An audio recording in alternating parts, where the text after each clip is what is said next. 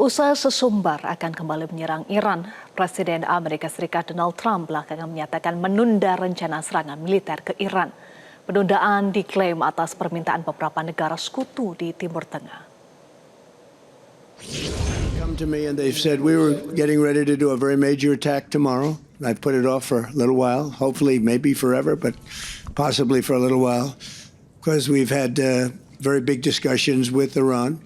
And we'll see what they amount to. I was asked by Saudi Arabia, Qatar, UAE, and some others if we could put it off for 2 or 3 days, a short period of time, because they think that they are getting very close to making a deal. And if we can do that where there's no nuclear weapon going into the hands of Iran, I think, and if they're satisfied, we will be probably satisfied also. Pemirsa, Amerika Serikat masih tidak mau memberikan ganti rugi dampak agresinya ke Iran. Lalu bagaimana Iran meresponsnya? Kami akan membahasnya bersama dengan kandidat Doktor Universitas Internasional Al-Mustafa Ismail Amin dan pakar hubungan internasional Presiden University Teguh Reza Shah. Selamat malam Mas Ismail dan Pak Reza. Selamat malam. Dengan Eva di studio. Selamat malam Eva. Mas Ismail, baik Mas Ismail, Iran tengah berkonsultasi dengan Oman terkait pengaturan transit di Selat Hormuz. Apa yang menjadi poin utama dalam penegakan hukum di Selat Hormuz selain menutup jalur ini bagi musuh, Mas Ismail? Ya Mbak Eva, jadi poin utamanya memang bukan sekedar menutup jalur ini untuk musuh, tetapi poin utamanya adalah bagaimana untuk kemudian dibuat regulasi baru, hukum dan aturan baru di Selat Hormuz untuk menjamin keamanan dua negara yang bertetanggaan ini. Jadi antara Oman dan Iran itu memiliki pantai lepas yang berada di Selat Hormuz ini. Sehingga Iran mengajak Oman untuk berkoordinasi lebih lanjut, untuk menjalin komunikasi, berdiskusi untuk bagaimana menjaga keamanan di Selat Hormuz ini. Sehingga kemudian kapal-kapal yang melintas itu bisa dipastikan bisa melewati Selat Hormuz secara aman dan tidak membawa kepentingan musuh yang selama ini melakukan agresi terhadap Iran, terutama juga membawa kepentingan Amerika Serikat dan Israel. Jadi Iran punya pengalaman dari perang pada bulan Juni tahun lalu yang berlangsung selama 12 hari. Selat Hormuz ini digunakan oleh musuh untuk kemudian melakukan agresi kepada Iran. Selat Hormuz juga digunakan untuk menjadi jalur suplai senjata kepada negara-negara yang bersekutu dengan Amerika Serikat dan Israel dalam melakukan agresinya kepada Iran. Sehingga Iran kemudian berusaha untuk diberlakukan regulasi baru dengan meminta kepada kapal-kapal yang akan melewati Selat Hormuz ini untuk berkoordinasi dan memastikan bahwa kapal-kapal ini tidak mengganggu kedaulatan Iran. Oke. Ada regulasi hukum di Selat Hormuz atau penegakan hukum, kemudian penutupan Selat Hormuz bagi musuh. Iran juga akan menerapkan tarif di Selat Hormuz dan kabel laut sebagai balasan atas agresi AS. Bagaimana realisasi rencana-rencana ini, Mas Ismail?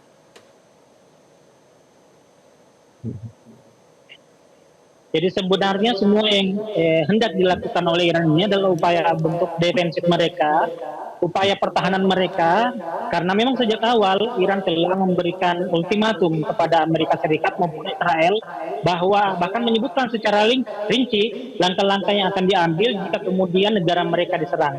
Yang sebagaimana juga disebutkan bahwa Selat Hormuz itu akan ditutup. Ditutupnya ini adalah pembatasan tidak secara total, tapi pembatasan untuk kapal-kapal musuh, kapal-kapal Amerika Serikat dan Israel dan negara-negara yang bersekutu dengan keduanya untuk tidak melewati ini.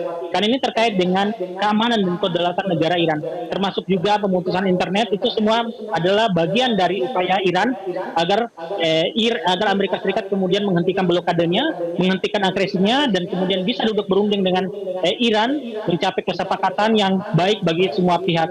Karena kita ketahui sampai saat ini semua negara sebenarnya tidak ada yang menginginkan konflik ini terus berlangsung. Bagaimana kita melihat bahwa perdagangan global sudah mulai terganggu, inflasi di sejumlah negara semakin meningkat dan juga harga-harga bahan-bahan pokok yang bisa mengganggu masyarakat kecil itu juga sudah mulai terasa, sehingga termasuk juga pada saat momen-momen saat ini ketika musim haji sedang berlangsung saat ini, sehingga kemudian Arab Saudi punya kepentingan juga untuk menjamin kenyamanan dan keamanan serta keselamatan jamaah haji yang sedang menunaikan ibadah haji saat ini. Sehingga kita lihat bahwa ancaman Trump yang baru-baru ini dikatakan ingin menyerang Iran itu kemudian tidak jadi karena negara-negara Teluk. Ini serangan Amerika Serikat ini bergantung pada negara-negara Teluk ini. Ketika negara-negara Teluk ini menyatakan tidak akan bekerja sama, menyatakan bahwa menutup wilayah udara mereka untuk memberikan kesempatan kepada Amerika Serikat, termasuk pangkalan-pangkalan militer mereka, tentu saja Amerika Serikat tidak akan bisa berbuat apa-apa. Dan ini yang selalu didorong oleh Iran agar negara-negara sahabat yang berada di Teluk untuk bisa kemudian meredakan ketegangan ini. Karena ini akan membawa kepentingan akan memberi kepentingan yang akan membawa perubahan yang baik bagi semua. Trump tersandar Selat Hormuz. Pak Reza, sejauh mana balasan Iran di Selat Hormuz ini mampu menekan AS secara ekonomi? Terima kasih. Sebenarnya Selat Hormuz ini tidak bermasalah sebelum tanggal 28 Februari kan. Selat Hormuz ini dikenal dunia sebagai nadi energi global, sebagai pusat perdagangan LNG, karena itu penting bagi pelayaran dunia. Disitulah Amerika melihat bahwa nilai Hormuz itu sangat besar, karena setiap tahun itu lebih dari 30.000 kapal komersial. Tapi setelah 28 Februari, Selat Hormuz itu menjadi sesuatu hal yang sangat mencekam bagi Amerika Serikat, karena Iran itu semakin galak karena kedaulatannya terganggu, dirinya terancam, dan merasa peradaban Islam dan Persia yang dihikmatinya itu terancam oleh Amerika Serikat. Karena itu Iran banyak melakukan kegiatan-kegiatan yang mempertahankan diri, tapi dipersepsikan oleh yang di luar Iran sebagai membahayakan perdamaian dan keamanan dunia. Saat ini yang memang sedang ada koordinasi antara Iran dan Oman, dan yang berkoordinasi itu adalah pejabat tinggi dari Kementerian Luar Negeri Iran, yakni Ismail Bagei Hamaneh.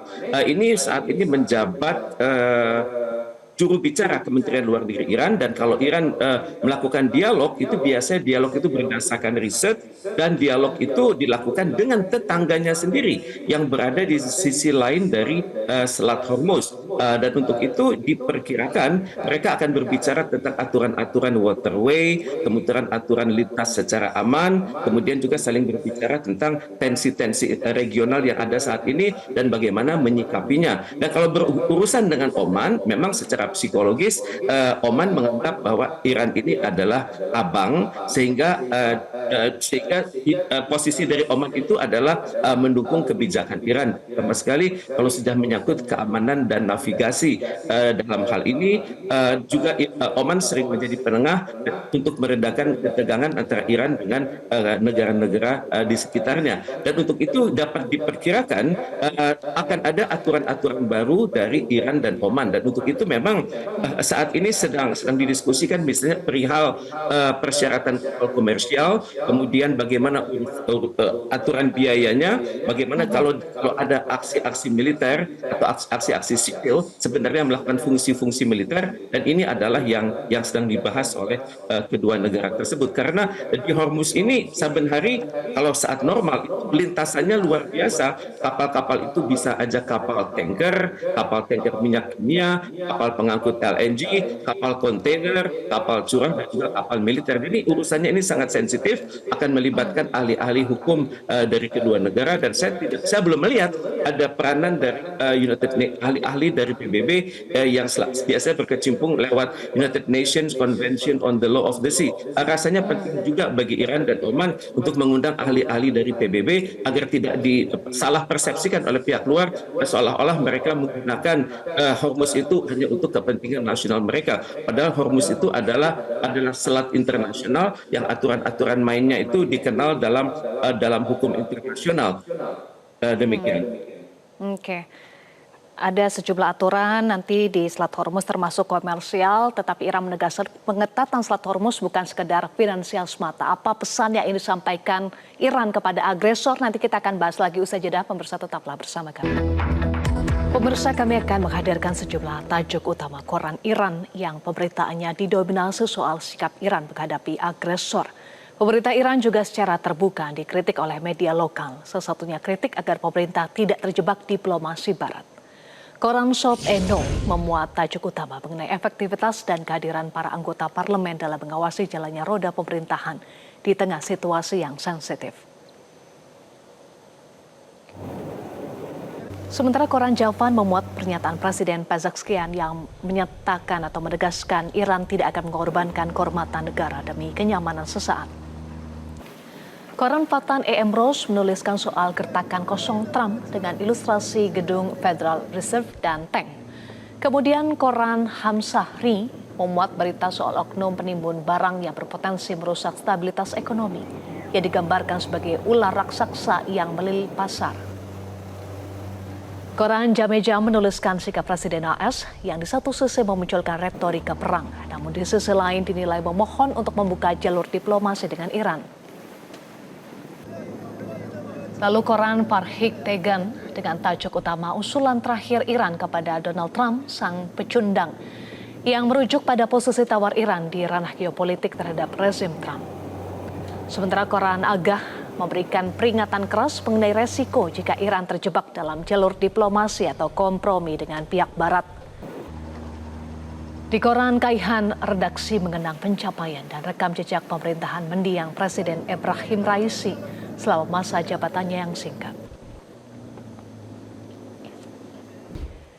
Kita lanjutkan, masih bergabung bersama kami Pak Reza dan Mas Ismail. Saya ke Mas Ismail. Trump kembali melontarkan ancaman serangan ke Iran dan belakangan bilang serangan ditunda.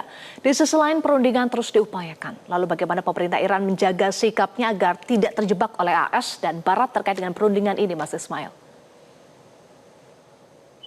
Ya Mbak Eva, sampai saat ini Iran itu melakukan dua jalur strategi sekaligus. Dua lapis strategis sekaligus. Itu yang pertama adalah tetap membuka upaya diplomasi, jadi pintu atau meja perundingan itu tetap dibuka oleh Iran dengan catatan bahwa perundingan harus dilakukan secara setara dan sejajar di atas penghargaan terhadap kedaulatan negara.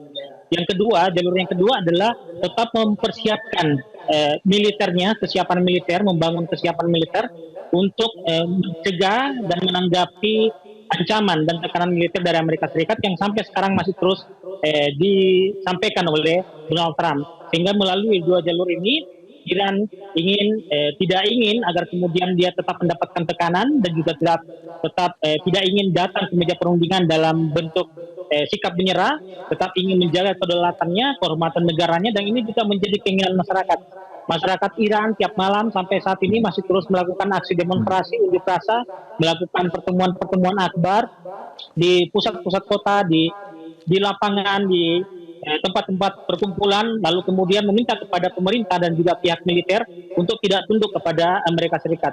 Mereka tidak menolak sepenuhnya diplomasi, upaya perundingan yang selalu diupayakan oleh pemerintah Iran, tapi menuntut kepada pemerintah untuk jangan mau tunduk, jangan menyerah, dan tetap konsisten upayakan agar keinginan Iran itu tetap dihargai oleh Amerika Serikat, yaitu Iran harus berada di dalam meja perundingan dengan penuh martabat, tidak dengan menyerah. Keinginan Iran sebenarnya sederhana, mereka sebenarnya menginginkan adalah perdamaian, perang tidak berlangsung, tapi perang yang tetap menginginkan gencatan senjata, tapi ini gencatan senjata bukan gencatan senjata yang semu, bukan di atas tekanan masih terjadi gencatan senjata, tapi Amerika masih memiliki kemungkinan untuk terus menyerang Iran. Dan yang ingin diinginkan Iran adalah perdamaian yang abadi, perdamaian yang kemudian masing-masing negara saling menghargai kedaulatan masing-masing.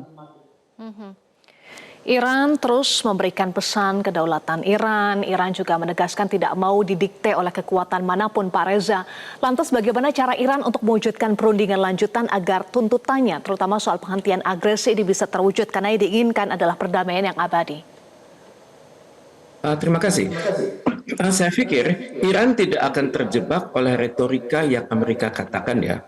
Karena dalam semua kata kunci perdamaian, itu Amerika Serikat memojokkan Iran, seolah-olah dilihat oleh dunia bahwa Iran ini adalah pihak yang harus terlibat dalam perdamaian. Tapi kalau kita melihat referensi dari diplomasi Iran dengan Amerika Serikat, maka Amerika Serikat ini adalah negara yang senantiasa menyerang Iran. Misalnya pada saat tahun 2018, Amerika Serikat membatalkan rencana perjanjian Joint Comprehensive Plan of Action perihal pengaturan nuklir Iran. Kemudian juga Amerika Serikat menyerang Iran lewat suatu serangan yang 12 hari, dan bulan Februari lalu juga Amerika Serikat menyerang Iran. Jadi untuk itu saya perhatikan Iran menghendaki prakondisi ya.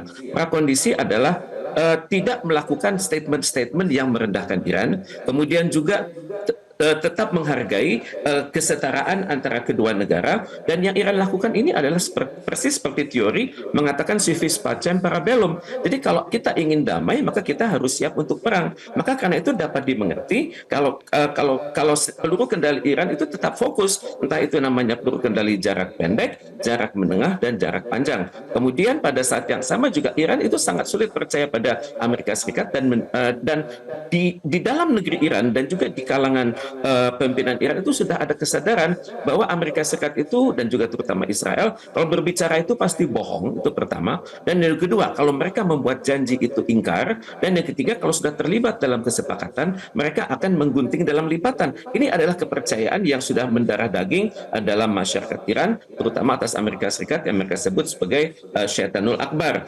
Jadi untuk itu, untuk perundingan ini, Iran memang di satu sisi mengirimkan delegasi terbaiknya untuk berunding. Misalnya kita pernah lihat Ketua DPR hadir, kemudian Menteri Luar Negeri hadir, kemudian Direktur Bank Sentral Iran hadir, kemudian pakar-pakar hukum internasional ada, bahkan Rektor Universitas Pertahanan Iran itu hadir, dan juga para diplomat senior. Jadi tampaknya Iran sangat menghargai dan sangat mengharapkan sebuah perdamaian. Cuman masalahnya Amerika Serikat itu seringkali mengirim delegasi yang tidak sepenuhnya profesional, tapi mereka adalah pejabat-pejabat Amerika Serikat yang loyal kepada Donald Trump. Kita melihat misalnya Witkoff, kita melihat misalnya Kushner, dan kita juga lihat misalnya Hegseth. Mereka itu sangat kelabakan kalau ditanya oleh sistem demokrasi Amerika Serikat sendiri. Jadi dalam hal ini tampaknya Iran selalu siap dengan perundingan, dan untuk perundingan selanjutnya saya sangat berpikir Amerika Serikat akan mengirim tim delegasi yang lebih berkualitas daripada sebelumnya, kira-kira mendekati negosiasi pada saat mereka datang ke Beijing beberapa hari silam. Tapi untuk itu tampaknya Iran juga akan berkata, untuk urusan perundingan nanti, sikap kami untuk Hormuz adalah tetap, sikap kami untuk nuklir adalah tetap, dan itu tentunya Iran juga mengharapkan prakondisi dari Amerika Serikat. Misalnya nanti siap menurunkan,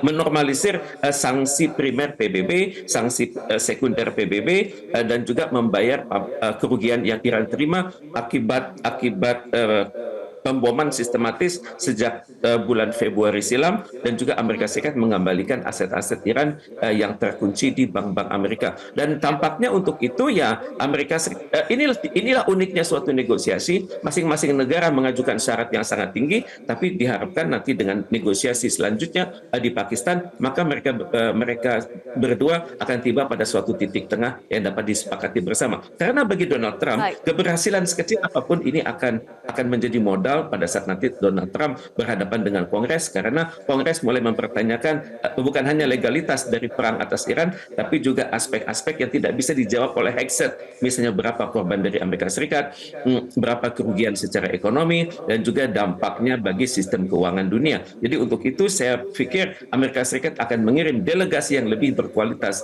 daripada sebelumnya, dan juga bersikap realistis. Mereka sudah kalah perang. Tekanan mereka untuk menghancurkan peradaban Iran yang kurang dari 1 minggu ternyata tidak berhasil. Malah Iran berhasil mengangkat seorang pemimpin baru yang usianya lebih muda 30 tahun dari pemimpin sebelumnya, dan juga Iran ekonominya tetap hidup, dan juga masyarakat Iran juga tetap solid di bawah kepemimpinan pimpinan Khamenei. Kemudian juga pada saat yang sama mereka mendapat dukungan dari China, di mana China mengatakan mendukung kedaulatan Iran, dan juga China berharap penyelesaian Hormuz diselesaikan secara hukum internasional. Nah, kita masih menunggu bagaimana progresnya, karena dalam beberapa jam ke depan itu saya perhatikan Vladimir Putin dan Xi Jinping akan mengeluarkan joint communique, dan joint communique ini akan mengikat kedua negara, dan joint communique ini tidak berhasil diciptakan oleh Amerika Serikat minggu lalu pada saat mereka melakukan perundingan tingkat tinggi dengan kalangan China. Demikian.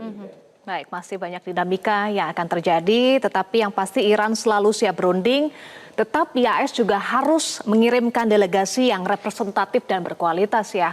Terima kasih Pak Reza sudah bergabung, dan tadi juga sudah bergabung sama kami Mas Ismail. Terima kasih sekali lagi. Jelajahi cara baru mendapatkan informasi. Download Metro TV Extend sekarang.